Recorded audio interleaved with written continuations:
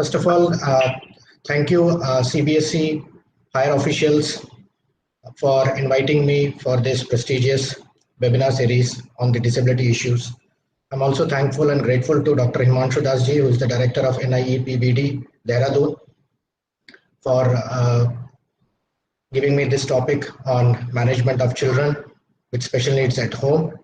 I'm also thankful and grateful to my director, Dr. Nachiketa Raut, who is presently the officiating director, for permitting me to speak or share my thoughts with all the members who are sitting across this platform. My greetings to all the parents who have joined. आप सभी को मेरा वंदन, आप सभी लोग जो join किए हैं। आज जो मैं आपके साथ शेयर करने जा रहा हूँ, आप लोग ने कई बार इस चीज़ और इन बातों को कई बार आपने सुना भी होगा कि पेरेंटिंग स्टाइल्स क्या है, कोपिंग क्या होती है, एक्सेप्टेंस क्या है। बहुत सारे आपने होम बेस्ड प्रोग्राम भी आपने अटेंड किए होंगे, आप कर भी रहे होंगे। बहुत सारे स्पेशल एजुकेटर्स, बहुत सारे रिहैबिलिटेशन प्रोफेशनल्स आजकल जुड़े हुए हैं ऑनलाइन प्लेटफॉर्म में, सोशल मीडिया में, सोशल नेटवर्क के वजह से, क्योंकि अभी कोविड-19 का जो पैंडेमिक सिचुएशन चल रहा है उसकी वजह से काफ़ी स्पेशल स्कूल्स बंद हैं। इंस्टीट्यूट्स में फिलहाल जो स्कूल सर्विसेज है वो नहीं चल रही हैं, लेकिन ओपीडी सर्विसेज कई जगहों पे चल रहे हैं। लिटिल बिट जस्ट 1-2 मिनट्स में मैं अपने इंस्टीट्यूट के बारे में बताना चाहता हूँ कि I belong to the national institute for empowerment of persons with multiple disabilities, Chennai, and this national institute is basically the resource center for persons with multiple disabilities, and it was established in the year 2005, and since then we have been working in the field of multiple disabilities, apart from giving lot of training programs, पालकीय अभिभावक प्रशिक्षण कार्यक्रम और बहुत सारे courses भी चलाते हैं हम लोग। I'll just start sharing my screen. I think my screen visible है मैडम?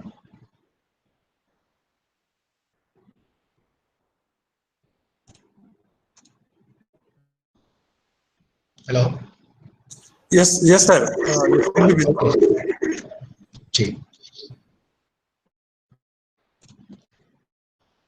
सो जैसा कि आपसे मैडम ने भी कहा और मैं भी आपको कह रहा था कि management of children with special needs at home आज का जो टॉपिक दिया गया है, जिसमें कंटेंट मुझे 3 चीज़ों पे बात करने के लिए कहा गया है।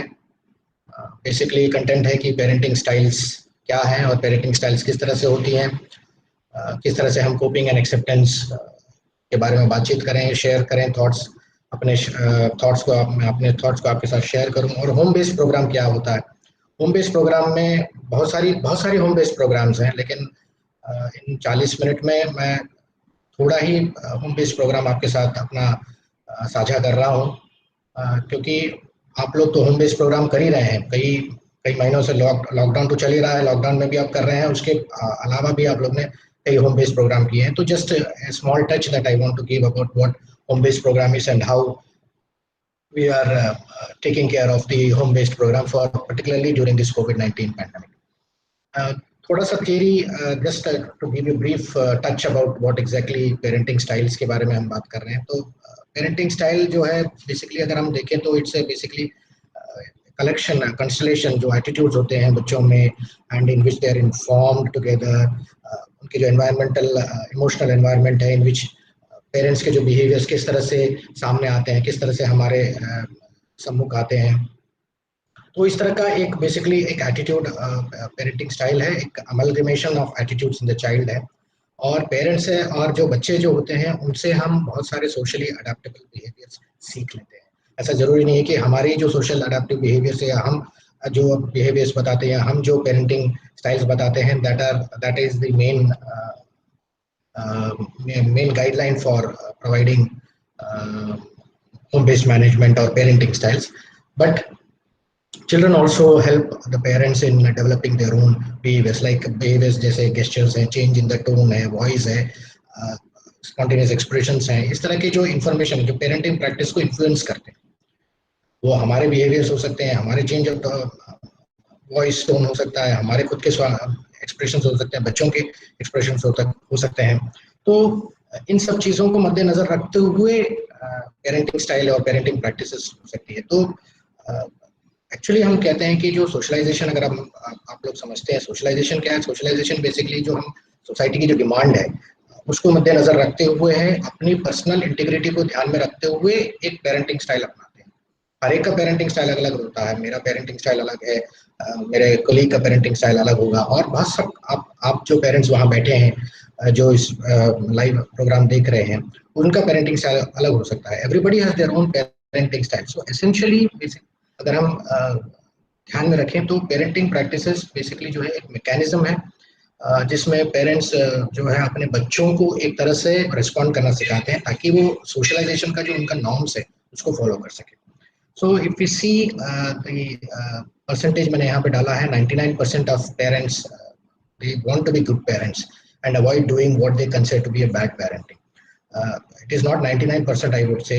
Experience cases से पता चलता है तो it is not 99, it is basically everybody or 100% of the parent want to be a good parent. There is no question of good parenting or bad parenting. ऐसा कहते हैं कि नहीं ये सही parenting skills नहीं है या ये गलत parenting skills है, ऐसा कुछ भी नहीं है।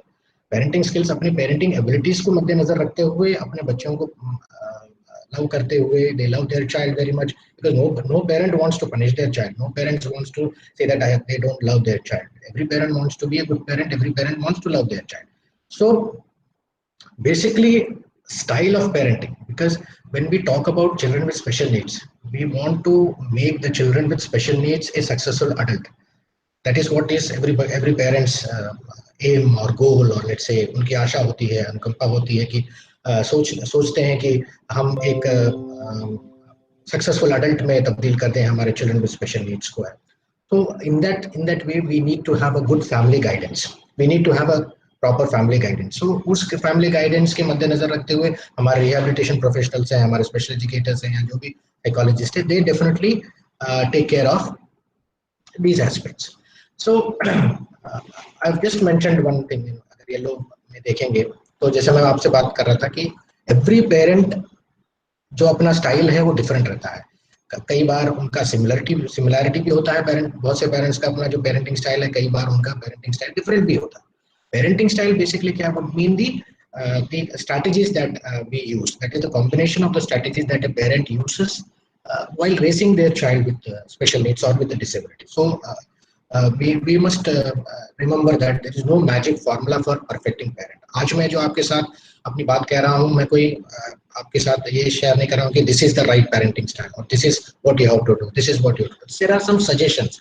These suggestions are from you parents only. देखिए parenting parents जो है persons with special needs के जो parents हैं today, they have done a lot of things. They have done a lot of things, right? From becoming a rehabilitation practitioner or rehabilitation professional or a special educator, they have done many things. They have been heading institutes, they have heading associations. So they have done many things. They have come up with their own style of teaching, training, and accepting certain things and making the child to come up to a level. तो उनके जो experiences हैं उनको अगर मद्देनजर रखें और उनको ध्यान दें तो कोई मैजिक फार्मूला उनके पास भी नहीं है। तो उन्होंने अपने एक्सपीरियंसेस, जैसा मैंने अपने पहले स्लाइड्स में यही कहा था कि बच्चों से सीखा, दूसरों से सीखा, अपने स्टाइल्स को देखते हुए सीखते गए और उसमें जो मॉडिफिकेशन करना था उसमें मॉडिफाई करते हुए वो आगे बढ़ते गए। सो हमें ये ध्यान में रखना चाहिए कि ऐसा कोई मैजिक फार्मूला, कोई परफेक्ट पेरेंटिंग के लिए मैजिक फार्मूला नहीं है, लेकिन मेन कैरेक्टरिस्टिक्स जो होते हैं, जो चिल्ड्रन विद स्पेशल नीड्स पे अगर हम बात करते हैं तो कभी-कभी देखते हैं कि ओवर प्रोटेक्शन है या hindering with the child's and incorporating the decision making aspect, coexistence with other people. तो इनके वजह से हो सकता है कि थोड़ा सा डिफरेंट मतलब स्टाइल, पेरेंटिंग स्टाइल डिफरेंट हो सकता है या कभी-कभी सक्सेसफुल नहीं होता है, कभी-कभी सक्सेस होता है। तो but definitely there is a door wherein they go and seek help from other people or other professionals. बहुत ही important, one of the main questions जो parenting से related होता है या stress से related होता है, तो एक बात ये होता है कि when in the family sometimes there is lack of communication, or even if when we have a communication sometimes it is not a good quality. So we need to ensure that we have a good communication skills. हम parents को बोल रहे हैं communication skills का जरूरी होना चाहिए, but it is not only for the parent, it is for everybody.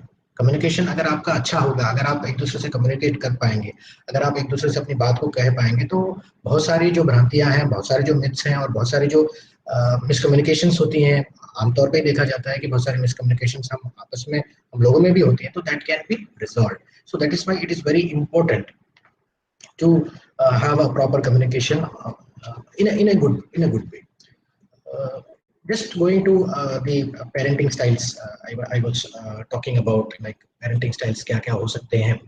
तो ये कुछ बमरिंड ने पेरेंटिंग स्टाइल का एक थियरी दिया है. She was very innovative in understanding the parental needs. All this is done during the 90s and उस time के दौरान की बात है जब वो पेरेंटिंग स्टाइल्स के ऊपर रिसर्च कर रहे थे. And now this has grown a lot. तो इसमें 3-4 मैंने आपको पिक्चर्स के द्वारा बताने की कोशिश की है कि एक अथॉरिटेरियन पेरेंटिंग स्टाइल है, एक अथॉरिटेटिव पेरेंटिंग स्टाइल है, एक परमिसिव पेरेंटिंग स्टाइल है, एक अटैचमेंट पेरेंटिंग स्टाइल है, और इसमें मैंने एक चीज नहीं इंक्लूड किया है, वो है अनइन्वॉल्व्ड पेरेंटिंग. तो ये अथॉरिटेरियन की बात अगर हम करें तो अथॉरिटेरियन पेरेंटिंग आप सभी जानते हैं कि आप सभी समझ पा रहे हैं कि अथॉरिटेरियन मतलब क्या हो सकता है. दैट मीन्स मोस्टली एजुकेटेड जो पेरेंटिंग है, they try to think that their order should be accepted, और basically they try to communicate but they don't expect any answer because communication mostly is one way. They don't want to change the way. Two-way communication नहीं होता है. Very strict, very disciplined. Sometimes some sort of punishment techniques also we लोग use कर सकते हैं. Parents अपने decision पे कायम रहते हैं, अपना decision ही मनवाने की कोशिश करते हैं. Affections will be less. There will be no warmth or less of interaction. Encouragement less करते हैं. इसमें ये देखा जाता है कि जो हैप्पीनेस इंडेक्स जो रैंकिंग है उसमें अगर हम देखें तो children definitely will be obedient, but उनकी जो हैप्पीनेस रैंकिंग है वो लो रहती है और सोशली कॉम्पिटेंट नहीं रहते हैं. They have difficulty. Socially competent means making friends और अंडरस्टैंडिंग अदर्स और part of that particular group और मेकिंग आवर प्रेजेंस फेल्ट बहुत जरूरी होता है रिलेशनशिप्स में, इंटरपर्सनल स्किल्स में. सो उनकी सोशल कॉम्पिटेंस कम रहती है, सेल्फ एस्टीम की इश्यूज रहती हैं. तो इस तरह से अथॉरिटेरियन पेरेंटिंग स्टाइल कहते हैं. अथॉरिटेटिव पेरेंटिंग स्टाइल अगर आप देखें तो इसमें पिक्चर में देखें तो there is a parent and a child, they are trying to reach something. So कहते हैं कि आइडियल पेरेंटिंग सिचुएशन है, बट कई चीज़ों में अथॉरिटेरियन और अथॉरिटेटिव का थोड़ा सा कॉम्बिनेशन भी देखा गया है. इसमें यह कहता है कि एक्सपेक्टेशंस हैं, रेस्ट्रिक्शंस हैं, इनके बीच में बैलेंस होता है. बच्चों के नीड्स और रिलेशनशिप के बारे में समझने की कोशिश करते हैं, अपने बच्चों को लव, डिग्निटी, रिस्पेक्ट से ट्रीट करते हैं, कम्युनिकेशन करते हैं और कोशिश करते हैं कि एक बैलेंस बना रहे. तीसरे में अगर आप देखेंगे परमिसिव जो है, परमिसिव स्टाइल ऑफ पेरेंटिंग है, ये जनरली लो इनमें जो सेल्फ रेगुलेशन की जो प्रक्रिया होती है, बच्चों की जो सेल्फ रेगुलेशन की प्रक्रिया होती है, उसमें थोड़ा सा दिक्कत वाली बात होती है. That means they are rank low in self regulation aspect. मतलब they are likely to experience more problems in the school. Schools में ज़्यादा प्रॉब्लम्स होने लगती हैं. Sometime they tend to perform poorly in the school, but usually they are very loving and nurturing and they take care of others also. There is very little attempt that has been made to discipline a child, and few rules and regulations are not much in structure. Attachment की बात हम करते हैं तो attachment, if you see, the attachment is basically wherein you have a secure attachment. Attachment में healthier है, situation style healthier रहता है. There will be less of stress. There will be some sort of better discipline or behaviors expected. ये चीजें रहती है. अब attachment की एक और बात करें तो अटैचमेंट के चार प्रकार के हैं. जैसे एक सिक्योर अटैचमेंट अगर आप देखें, सिक्योर अटैचमेंट में है कि they great parents with positive emotions. दूसरा एक है एम्बिवेलेंट अटैचमेंट में अगर आप बात करते हैं तो they are little bit difficult, strangers say they are wary of the strangers. Avoidance attachment may, if you talk about, they may try to avoid parents. Disordered attachment may, there will be a confusion or apprehension, like whether I have to go to the teacher or whether I have to speak to the or I have to go to the parents. So there will be a confusion or apprehension. But attachment parenting is also considered to be one of the ideal parenting situation, taking into account that there will be a lot of good intelligence with the child developing. एक दूसरा चीज जो है, जो मैंने यहाँ पे mention नहीं किया है, that is called as uninvolved parenting style, wherein the parents are not at all involved, or they don't want to discipline their child. They feel that whatever the child is doing, let him do, and then they will take care of the things as the child grows. So that is called as uninvolved parenting style. Why I'm sharing all this information is these are the type of parenting style. अब हो सकता है इसमें आप कोई parenting style अपनाते होंगे, नहीं अपनाते होंगे, या आपका खुद का पेरेंटिंग स्टाइल भी हो सकता है, बट ये अगर आप देखें तो ये एक पर्सपेक्टिव है कि किस तरह से अटैचमेंट और किस तरह से पेरेंटिंग स्टाइल्स होते हैं। इसमें आप देखेंगे फादर एंड मदर है। फादर एंड मदर का definitely when we talk about father and mother parenting styles are different. Definitely there is a different parenting style. Father जो होता है वो लाइकली टू बी प्लेफुल है, encourage करता है, risk taking है, and sometimes he is not or he is not so quick to intervene in child's frustration. Similarly, mother's parenting style will be different. Mother's parenting style is, all of you know, all of us have done that also, more of physical care, more of consideration in nature, and more understanding, and quicker to intervene in the child's frustration. Many things the mother does. So father is having a different parenting style, mother is having a different parenting style, grandparents will have a different parenting style. Suppose a child who's with the grandparents, he will have a different parenting style. So there are parenting styles, but basically हमें क्या समझना चाहिए कि parenting style different होने के बावजूद भी हमें अपनी coping और acceptance mechanism को कारगर रखना है। पेरेंटिंग प्लान के बारे में जब हम बात करते हैं तो parenting plan should be child centered, क्योंकि स्टैंडर्ड पेरेंटिंग प्लान होना चाहिए, and it should be a child centred parenting plan. That means अपने बच्चे के इंटरेस्ट और नीड्स को रिफ्लेक्ट करना चाहिए। और पेरेंटिंग प्लान्स ऐसे भी होना चाहिए कि जो कॉन्फ्लिक्ट, जो पेरेंट्स के बीच में जो कॉन्फ्लिक्ट्स है, जो डिफरेंसेस हैं, उसको भी सॉर्ट आउट कर ले कि आपके गाइडलाइंस क्या है, मेरे गाइडलाइंस क्या है, मेरे एक्सपेक्टेशंस क्या है, आपके एक्सपेक्टेशंस क्या है। अपने बच्चे को तो डेफिनेटली अनकंडीशनली सभी लोग प्यार करते हैं, सभी लोग केयर करते हैं। So we need to spend quality time together. हमें अपने reasonable rules, expectations बच्चों के बारे में consistent होना चाहिए. Need to focus on more on positive behavior rather than focusing on the negative behavior. We need to empower the child and feel him capable. We need to accept mistakes of the child as well as our mistakes also, that we may be wrong also to some extent. A very important figure this अभी जो आप slide में देख रहे हैं कि ये parenting style है या कैसे चाइल्ड सेंटर्ड होता है। अब इसमें देखिए चाइल्ड है, चाइल्ड के डेवलपमेंटल स्टेटस है, फंक्शनल एबिलिटीज के बारे में बात किया जा रहा है, डिसेबिलिटी टाइप है और इसके लर्निंग टाइप्स है, मतलब लर्निंग टाइप्स क्या क्या होती है, और फैमिली की क्या है, फैमिली की आवश्यकताएं हैं, नीड्स हैं, कंसर्न्स हैं, रिसोर्सेज क्या क्या अवेलेबल हैं, क्या प्रायोरिटीज हैं फैमिली की, क्या गोल्स वो लोग सेलेक्ट करते हैं।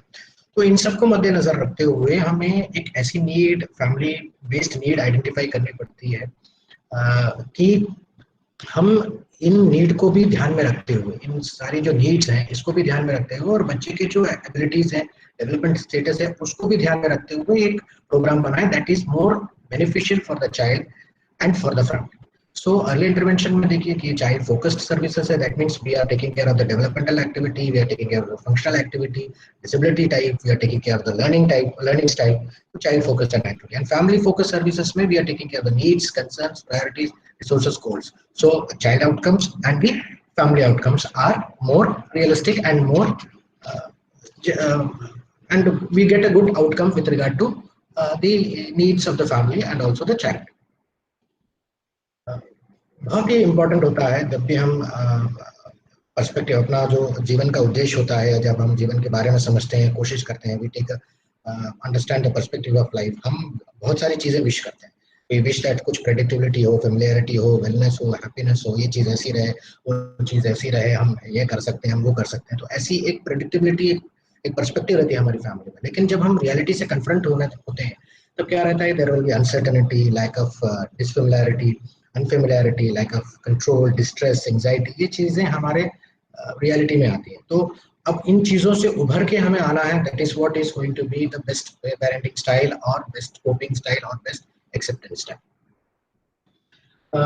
When we talk about coping and acceptance, तो जब हम बात करते हैं कोपिंग एंड एक्सेप्टेंस, ये मेरा दूसरा पार्ट है जिसमें बात कर रहे हैं कि कोपिंग एक्सेप्टेंस की, कि parenting A child with special needs definitely not an easy task, क्योंकि बहुत सारे स्ट्रेस और बहुत सारे स्ट्रेसर्स फैक्टर्स होते हैं। पेरेंट्स बहुत सारे तरीकों से वो उनके लाइफ में इम्पैक्ट हो जाता है कि अगर जब बच्चा फैमिली में आता है तो वेरी बिग इमोशनल टर्मोइल हो जाता है।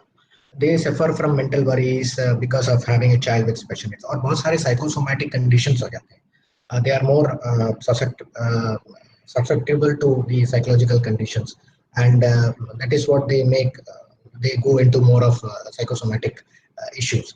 So in psychosomatic issues के वजह से guilt की भावना आती है, they try to worry about the future, they feel sad, they feel sometimes depressed, their marital harmony gets disturbed, they need that there should be something to protect their child, there will be disagreement between parents, disagreement parents के बीच में होता है कि क्या problem ये exist कर रहा है नहीं कर रहा है, फाइनेंशियल बर्डन की बात आ जाती है, सिबलिंग्स के बीच में कभी कभी राइवलरी की बात आ जाती है कि हम एक बच्चे पे ज़्यादा ध्यान दे रहे हैं तो दूसरे बच्चे पे ज़्यादा ध्यान नहीं दे पा रहे हैं, सो और we are trying to give a resentment of attention to the child with disabilities and trying to veered away from the other child. So that type of stresses are also associated there.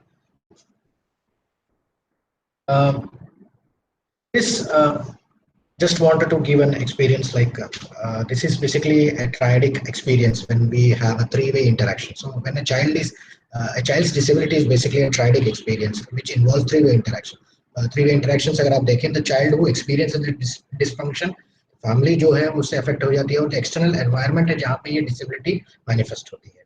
तो ये तीन जो है तीन triadic experience है जो basically that's an interaction wherein the child when he is in the family, how the experiences or styles happen or the parenting styles happen. So the crisis basically when we engendered by the first imitation or diagnosis that something is wrong with their child is probably parents की जो बहुत important और बहुत difficult stage होती है और बहुत एक शॉकिंग एक्सपीरियंस हो जाता है। तो मोस्ट केसेस में पेरेंट्स जो है initial reactions can be negative and similar to those related to bereavement. So they feel depressed, again they encounter a lot of stress, but changes of life routines जो होता है that is quite necessary in order to provide the child's care, which have been found to be very effective in the functioning of the family. So when we talk about these interactions, we need to understand that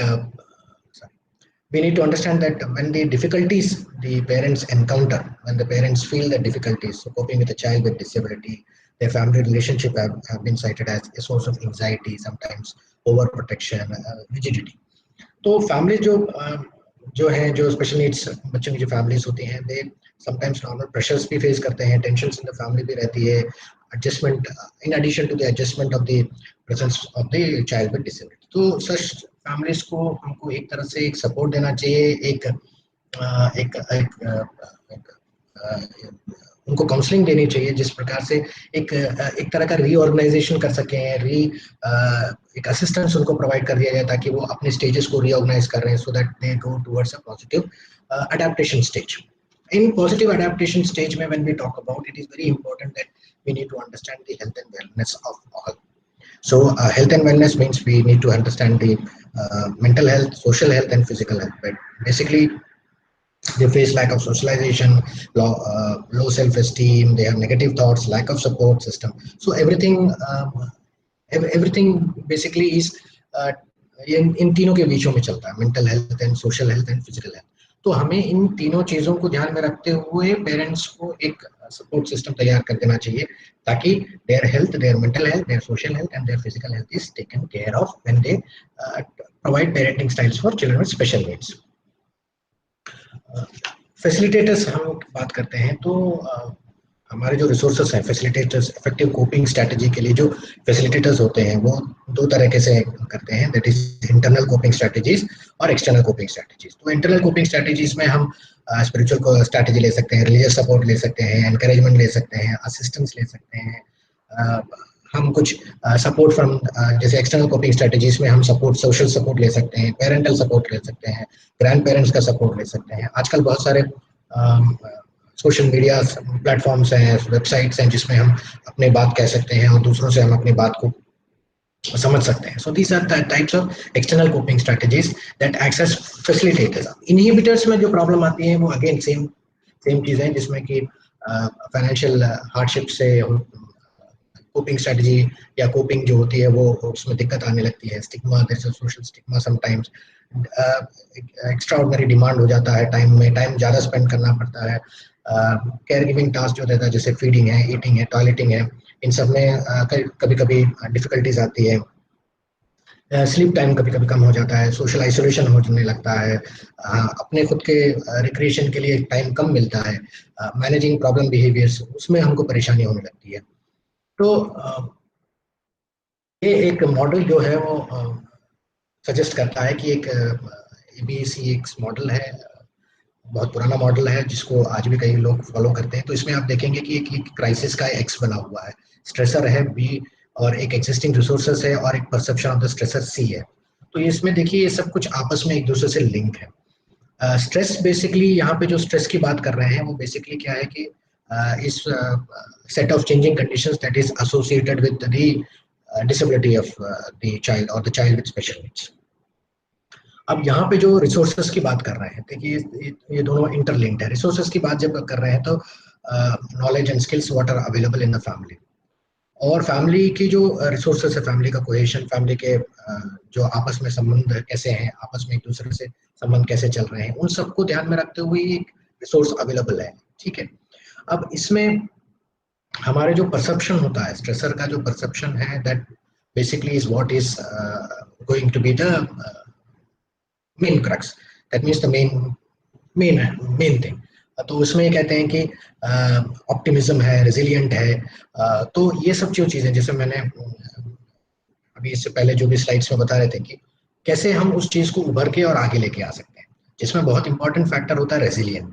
तो अगर हम resilience की बात करें तो आपने ये देखा होगा, रेजिलियंस की जब हम बात करते हैं तो ये आपने कई बार सुना होगा, कई बार देखा है, आप जानते भी हैं कि जो लोटस फ्लावर है वो कीचड़ में ही खिलता है। That is a very familiar Buddhist proverb. तो रेजिलियंस भी एक इस तरह का लोटस फ्लावर ही है कि जो कीचड़ में खिलता है और कीचड़ में खिल के फिर वो अच्छा लगता है, सुंदर लगता है। So resilience is like that only. Next slide में आप देखेंगे कि रेजिलियंस के बारे में जब मैं बता रहा हूँ तो रेजिलियंस बेसिकली जो है वो एक एबिलिटी है जो इनर स्ट्रेंथ के बारे में हम पता करते हैं, and to bounce back from a setback और ए चैलेंज, या कोई भी सिचुएशन से हम अपने आप को आगे लेके आते हैं या आगे बढ़ सकते हैं। जैसे it's basically a process of adapting in the face of adversity, or when we talk about trauma, tragedy, या किसी भी प्रकार का significant stress हो हमारे, तो बाउंसिंग बैक से भी ज्यादा है। मतलब रेजिलियंस जो है हमारे बिहेवियर्स, थॉट्स एंड एक्शंस में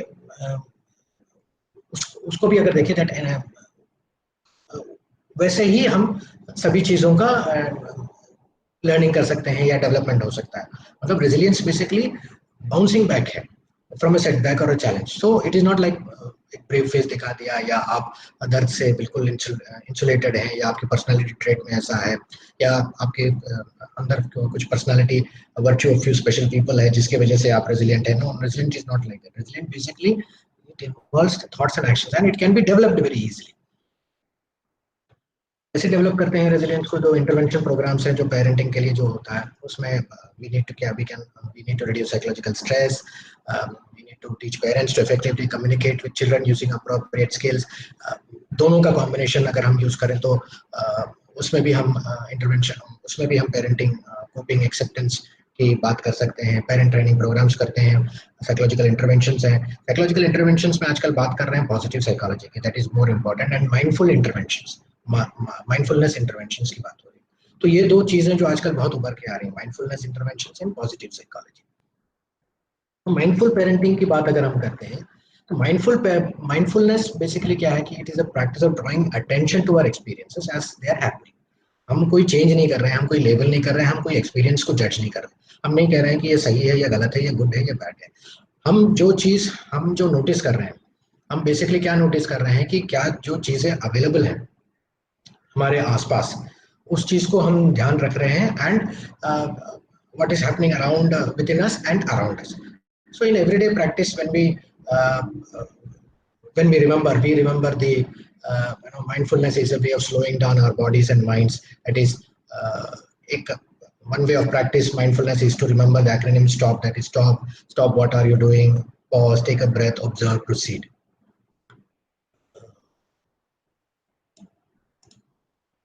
बातचीत मेरी चल रही है ना? Is it screen is presenting?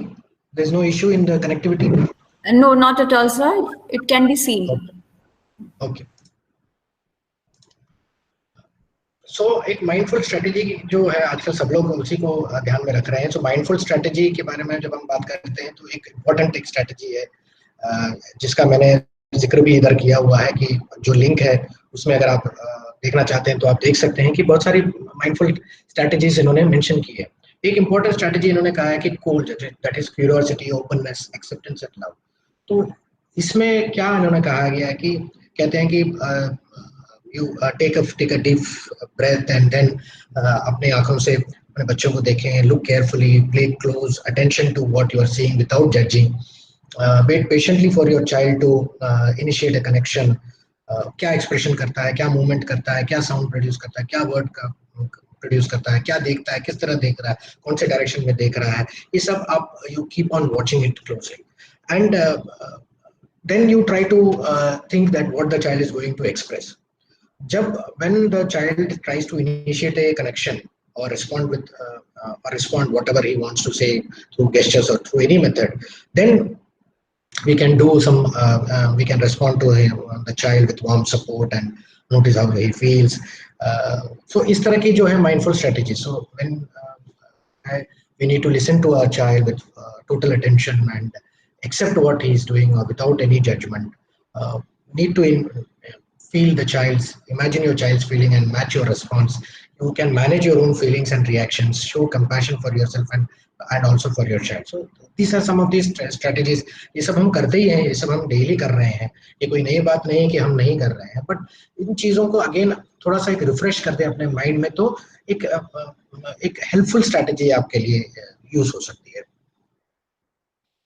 ये है जो इससे पहले मैं आपको ये चीज़ कि माइंडफुलनेस जो होता है doesn't mean that parent will never get frustrated or angry. ऐसा नहीं है कि माइंडफुलनेस की वजह से आपको कभी फ्रस्ट्रेशन नहीं आएगा या आप कभी गुस्सा नहीं होंगे. यस, बट इसका मतलब ये नहीं है.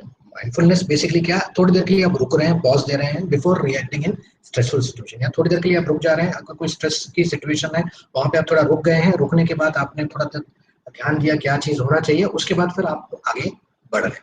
तो ये आगे बढ़ने के जो डायमेंशंस है, वेलबींग की जो डायमेंशंस है, ये हैं 8 डायमेंशंस जिसको हम देख रहे हैं. इसी में ही हम बात करते हैं कि एक पॉजिटिव एनवायरनमेंट होना चाहिए. पॉजिटिव एनवायरनमेंट क्रिएट करें, इमोशंस, बिहेवियर्स एंड थॉट्स को अपने कोशिश करें कि किस तरह से आप उसको अपने इमोशंस, बिहेवियर्स और थॉट को कंट्रोल कर सकते हैं. Physically, you need to do a lot of exercise. Financially, you have to be well prepared. Social outlets, social interaction, social skills, उसको पे ध्यान दें. तो little bit of book reading, little bit of more than that, more of book reading, more of some writing stories or writing many things you can do. Occupations में be sure that when you are working in a setup, you are stress free, or you try to make yourself stress free. Little bit of spiritual activities also you can do. That is not compulsory because everybody has their own view with regard to spiritual activities. Before go on to the home based program, ये positive psychology के बारे में आजकल चर्चा बहुत हो रही है कि पॉजिटिव साइकोलॉजी इंटरवेंशंस जो है PPPI जिसको हम कहते हैं, positive psychology interventions, it is quite different from the clinical psychology और the interventions that we understand.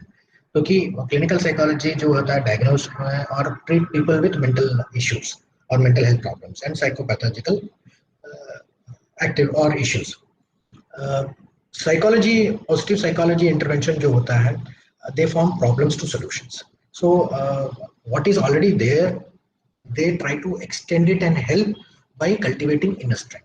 तो इनमें से ये 10 ये जो एक्टिविटीज है, लाइक आप ज़्यादा एक्टिव रहें, बिजी रहें, be more social, productive at work है, little bit more organised and well planned, अपनी वरीज एंड नेगेटिव कंटेम्पलेशंस को कम करने की कोशिश करें, एक्सपेक्टेशंस को कम रखें और थोड़ा रियलिस्टिक रखें, positivity, optimistic thinking, reasoning, more focus रहे हैं, अपने आप अपने माइंडफुली अवेयर रहे हैं, हेल्थी पर्सनालिटी ट्रेट डेवलप करें हैं, एम्पैथेटिक रहे हैं, अपने आप में ही रहें, अपने means being ourselves to all the times, try to replace negative thoughts with positive ones, try to value close relationships, think about other thing than what you always think. तो इस तरह से जब हम एक्सेप्टेंस की बात आती है तो एक्सेप्टेंस पे हम चार कैरेक्टरिस्टिक्स को अगर हम समझे तो ये चार कैरेक्टरिस्टिक्स है। दैट इज हमें बच्चे के वीकनेस और लिमिटेशंस को अप्रिशिएट करना जरूरी होता है, तभी हम एक्सेप्ट कर पाएंगे। एक realistic view of the child हमें होना चाहिए। That means parents should not be having the feel of pity और गिल्ट दैट, और जैसे मैंने पहले भी कहा कि there is no magical solution, there is no magic for parenting skills. So you need to understand that we need to have no feelings of rejection, or we should always ensure that we should not have overprotection, and parents should be very careful at the expense of attention that is being provided to other members of the family. That means not to be too much on one child and not to be too little on one child. These are the things that is already there. ये कुछ art therapy है जिसका मैंने आपको link भी दिया हुआ है यहाँ पे नीचे। This I had tried whenever I feel stress sometimes, and I have tried art therapy for anxiety. That is, these are some of the activities. So if you feel आप सभी जानते हैं कि आर्ट थेरेपी बेसिकली क्या है। Basically a creative process है when we try to explore our self expression है, new ways to gain personal insight है, it helps in developing new coping skills. So that is what art therapy आजकल हर जगह पे चल रहा है। It means if you are confused, you draw an Indian mandala, you paint a rainbow, you recognize your hidden feelings, you can fold your papers, draw listless landscapes, draw lines. When you are angry, you can also tear papers. इस तरह की बहुत सारी जो activities हैं, that is there mentioned in the link, that you can always go through it, जिससे कि आपको एक idea मिल जाएगा, and this to some extent definitely helps in making reducing our anxiety or to some extent stress. Even this we can try with our children also. So हम भी draw कर रहे हैं, children को भी draw करने का मौका दिया। अब ये जो patterns हैं, ये patterns जैसे for example these are the simple patterns that we are doing. So these patterns we can teach the child during meaningful engagement or doing some activities. 34 minutes हो गए हैं मेरी बातचीत को, और within some minutes I would try to complete that, and then we can go for some few question and answers. So home-based program, that is the last part of the topic that was given to me. So now challenge was, what was the challenge? जब school बंद हो गए थे because of COVID-19 pandemic situation, so parents and even children with disabilities faced this new challenge, because everything right from their structure to their routine, everything got collapsed. So they don't know what to do. There was a complete disruption to their usual routine and activities. Parents overwhelmed और burdened हो गए थे, और lot of anxiety और emotions parents और children में भी हो गया था। तो इसमें हम क्या कर पा रहे थे? इसमें हम यही कर पा रहे थे कि हम किस तरह से हम बच्चों को वर्चुअल सपोर्ट या वर्चुअल ट्रेनिंग प्रोग्राम दे सके।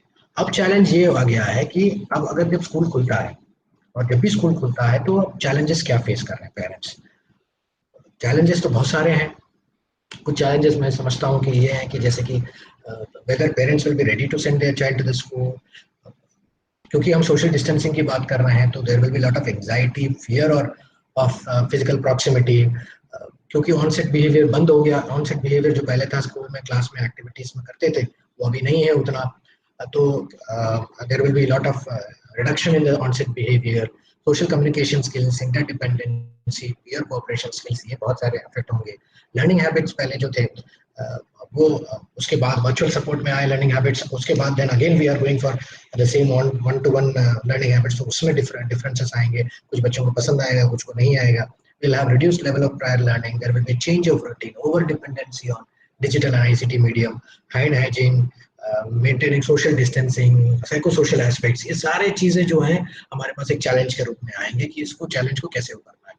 सो अगर हम देखें तो बिफोर कोविड-19 पैंडेमिक में बच्चे हमारे ऐसे थे, social and emotional wellbeing of children जो था, और उसके बाद during and after covid pandemic किस तरह से हो गया, बहुत सारा बिहेवियरल इश्यूज आ गए हैं, हाईली डिमांडिंग हो गए हैं, कभी-कभी maintenance of eye contact maintain नहीं करते हैं, screams, self harm, some difficulties with the studies and academic learning. And communication problem. तो इनकी वजह से सब कुछ चीजें जो है वो चेंजेस हो गई हैं। तो इन सब चीजों को मद्देनजर रखते हुए चैलेंज बहुत सारे हैं, फिर भी चैलेंजेस को ओवरकम करते हुए वी कैन, सिंस हमने जो वर्चुअल सपोर्ट चल रहा था, वर्चुअल सपोर्ट जो सबने किया और काफी सक्सेसफुल वर्चुअल सपोर्ट भी रहा, अब उसके बाद उस वर्चुअल सपोर्ट से अगेन जब 1-to-1 इंटरेक्शन में आएंगे तो उसमें क्या क्या सपोर्ट सबको जरूरत पड़ेगा, तो वो चीजों को हमें ध्यान में जरूर रखना चाहिए। लास्ट जो है कि जब हम बात कर रहे हैं होम बेस्ड प्रोग्राम में, तो क्या क्या होम बेस्ड प्रोग्राम हो सकते हैं, सभी आप सभी जानते हैं सारे होम बेस्ड प्रोग्राम्स हैं। होम बेस्ड प्रोग्राम्स अभी तब्दील हो गए हैं, जैसे मीनिंगफुल एंगेजमेंट एक है, एक्टिविटीज ऑफ डेली लिविंग है, हाउस होल्ड एक्टिविटीज है, एकेडमिक लर्निंग स्किल्स है, रिक्रिएशन है, कैसे इनको सिखाया जा सकता है। आप ये समझना बहुत जरूरी है कि जब भी हम मीनिंगफुल एंगेजमेंट की बात करते हैं तो सबसे पहले हमें अपना रूटीन तैयार करवा देना चाहिए। बच्चों का रूटीन तैयार करना है, मॉर्निंग में क्या करेंगे, आफ्टरनून में क्या करेंगे, इवनिंग में क्या करेंगे, एक शेड्यूल बना दें, एक शेड्यूल तैयार करते हैं जो कि will definitely help the child to follow, and this has been done already, and similarly थोड़ा सा उसको रेगुलर रूटीन में लाने की कोशिश करें, because we know that it is very difficult during this COVID-19 time. So virtually make sure that you get support from the special educators and prepare a daily schedule, daily class schedule follow करें, जो भी आपके class schedule चल रहे हैं या virtually जो भी आपके क्लासेस हो रहे हैं, make along with your child follow the study routine and follow daily class schedules. Meaningful engagement में 3 प्रमुख चीजें होती हैं, एक तो होता है टास्क, एक होता है पीपल, एक होता है एनवायरनमेंट। जो हमें बताया गया है कि जो टास्क है, पीपल है, टास्क बेसिकली जो होता है वर्कशीट्स हैं या प्ले है या सर्कल टाइम है, म्यूजिक टाइम है, बुक टाइम है, आर्ट टाइम है, जो भी है, मतलब ये सब कुछ टास्क है। और टास्क को हमको एंगेज करना, एंगेजिंग बनाना है, मीनिंगफुल बनाना है, क्रिएटिव बनाना है, इंटरेस्टिंग बनाना है, ताकि हमको बच्चों का एक्टिव पार्टिसिपेशन मिल सके। इसमें हमें इंपॉर्टेंट है कि हम यूज कर सकते हैं कि जो VAKT, जो visual auditory kinesthetic tactile approach है, विजुअली भी ऑडिटरी भी मूवमेंट्स हैं, बॉडी मूवमेंट्स हैं, आपके जो अदर सेंसरी जो चीजें हैं उनको ध्यान में रखते हुए, टच है, स्मेल है, इन सब चीजों को, सारी चीजों को, मैं ये नहीं कहता हूँ कि ओनली VAKT है, visual auditory kinesthetic and tactile, सारे जो सेंसर्स हैं उनको ध्यान में excuse me sir, I think it is already time. We are 45. We can. There will be questions also in the end. 2 minutes, sir. Can you just wind up? Okay, sure. सो ये कुछ suggested activities हैं जिसमें कि मैंने just mention किया है कि building blocks, object tracing, obstacle course, colour sorting, mixing of colours, tunnel game, tight rope walking, academic learning. जब भी आप मैथमेटिक्स की बात करते हैं तो जब भी when we get dressed up, when we do laundry, when we do cleaning up, when we do washing hands, when we prepare meals, eating dinner, everything, activities of daily living, आप सभी लोग इस एक्टिविटीज को कर रहे हैं। And these are some of the home management activities that when we do, and during these home management activities you can create a lot of meaningful engagement activities. Recreation and leisure activities is another important, wherein we can do exercise, yoga, art, meditation and other activities. Sensory activities are also important. You can create lot of sensory activities. Lot of website also informs us with regard to the sensory activities. You need to take care of the social emotional well-being of the child. These are the 3 R's, that is you reassure, routine and regulate, and by creating a safe and physical and emotional environment. So some of the tips that you are that you can try out, that is there already, that you are trying it out, like new hobby, sibling interaction, meditation, joint domestic activities, responsibilities. So these are some of the challenging behaviors of children with special needs at home. Some suggestions I have put. This is already available in our website, that is NIEPMD website, that if parents want to know that, they can always take. Also try to take care of your children having significant high support needs. Make sure that you keep the doctor's number handy and call in case of any emergencies. How to teach them? That you know how to teach them. So some of the activities here, what I have mentioned, are carried out by you. These activities are only suggestion, and you as parents are much more creative and you can do wonderful imagination. बहुत great है, you are doing a fantastic job. Want to say over again and again because it is quite true. And secondly, this is the Department of Empowerment of Persons with Disabilities Mental Health Rehabilitation Helpline. 1800-599-0019. In case any parents feel like to talk to the mental health professionals, they can always dial this number. It is available in 13 languages and it is 24 bar/7. With this, these are my references, and with this I like to end. Sorry for taking extra time, though I kept my stopwatch on, and it is now 42 minutes. Thank you so much, ma'am. It is showing 45, 48 actually. Okay. Okay. Oh, sorry. Maybe. Sorry. Yeah. Sir, thank you for that presentation. But कुछ सवाल हैं, जैसे जब parents को सबसे पहले पता चलता है कि उनका बच्चा डिसेबल्ड है, चाहे कोई भी डिसेबिलिटी हो, हियरिंग डिसेबिलिटी हो, विजुअल डिसेबिलिटी हो, या सेरेब्रल पॉल्सी हो, या कुछ भी हो, आपने बहुत सारे कोपिंग स्ट्रैटेजीज तो बताया. सपोज ऐसा है सिचुएशन कि पेरेंट्स ने एक्सेप्ट कर लिया. Of course it is a very difficult process, we agree. तो आपने स्पिरिचुअली कैसे पेरेंट्स जो है with mind well-being strategies. Yes, sir, strategies. Grandparents का रोल आपने बताया, दैट मींस एक्सटेंडेड फैमिली का सपोर्ट आपने बताया, ये बहुत सही है सर. बट कभी-कभी पेरेंट्स इस बात से तो बहुत सारे पेरेंट्स का यही सवाल रहता है कि सबसे पहले जब उनको पता चलता है कि ऐसा है तो उनको क्या करना चाहिए. That first thing that they as parents should do, वो हमें जानना है सर. थोड़ा क्लैरिफिकेशन हो जाता तो. देखिए, इसमें पेरेंट्स का हमेशा एक इमोशनल टर्मोइल हो जाता है कि और पेरेंट्स वरी करने लगते हैं कि ये बच्चे में ये डिसेबिलिटी आ गई है या ये कंडीशन आ गई है तो आगे क्या करना चाहिए. या अभी आप अगर इस चीज को ध्यान में रखते हैं तो आपके जो रिजॉल्विंग फैक्टर है वो कभी सॉल्व नहीं होंगे. कि yes, that's definitely because very shocking incident है कि that you are having a child with disability in spite of taking care of your family properly. बहुत सारा आप ध्यान दिए फिर भी आपके डिसेबिलिटी आ गया है. ये डेफिनेटली एक शॉकिंग इंसिडेंस है. तो इसमें हमें ये चीज ध्यान में रखना चाहिए कि जब भी कुछ ऐसा इंसिडेंस होता है तो make sure that you went out. मतलब कम्युनिकेट तो जरूर करें, कि मन में ये बात भावना रखने की कोशिश ना करें कि अरे मेरी वजह से हुआ है, इनकी वजह से हुआ है, इसकी वजह से हुआ या किसी और कारण की वजह से हुआ. मन में कभी ये भावना ना रखें. Always communicate. जैसे मैंने कहा था कि कम्युनिकेशन जब होता है एक गाइडेंस में, फैमिली गाइडेंस में कम्युनिकेशन जो होता है बहुत इंपॉर्टेंट एस्पेक्ट होता है. तो हमेशा कम्युनिकेट करते रहें, कभी भी मन में बात को ना छुपाएं. तो जैसे माइंडफुल स्ट्रेटेजी मैंने कहा है कि स्ट्रेस है, yes, pause, take a break, think over, observe what exactly has to be done and then proceed. Similarly अगर आप दोनों के बीच में या पेरेंट्स के दोनों के बीच में समझौता नहीं हो पा रहा है या एक निष्कर्ष पे आप लोग नहीं पहुंच पा रहे हैं तो definitely take the guidance of a rehabilitation professional और take the guidance of a rehabilitation practitioner और ए स्पेशल एजुकेटर और a clinical psychologist. There are many people who are there to help. Right sir, right. Yes, तो ये समझ में आया sir. जैसे single disability का मैनेजमेंट अलग रहेगा और जैसे मल्टीपल डिसेबिलिटीज के बच्चे होते हैं उनका मैनेजमेंट अलग रहेगा सर. जी देखिए, सिंगल डिसेबिलिटी और मल्टीपल डिसेबिलिटी में फैक्टर्स ये होता है कि सिंगल डिसेबिलिटी का जो एस्पेक्ट है वो मल्टीपल डिसेबिलिटी में कई हद तक सेट नहीं हो पाता है. फॉर एग्जांपल अगर हम बात करें कि autism spectrum disorder single disability अगर हम देखें उसको, I am not talking about any other associated condition, I am talking about only autism spectrum disorder.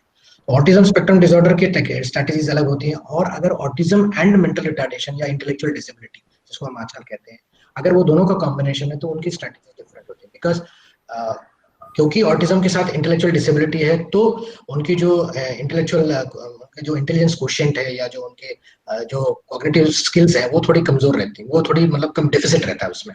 तो उनको दोनों को ध्यान में रखते हुए हमें टीचिंग स्ट्रैटेजी तैयार करनी है ताकि ये मल्टीपल कैटेगरी, जो मल्टीपल एक्टिविटीज हैं, इसको ऑटिज्म को भी ध्यान में रखते हुए, इंटेलेक्चुअल डिसेबिलिटी को ध्यान में रखते हुए हम एक्टिविटी अपनी तैयार कर सकें. Right sir. कोई और सवाल है क्या सीबीएसई टीम से? अगर नहीं है तो we can wind up the session.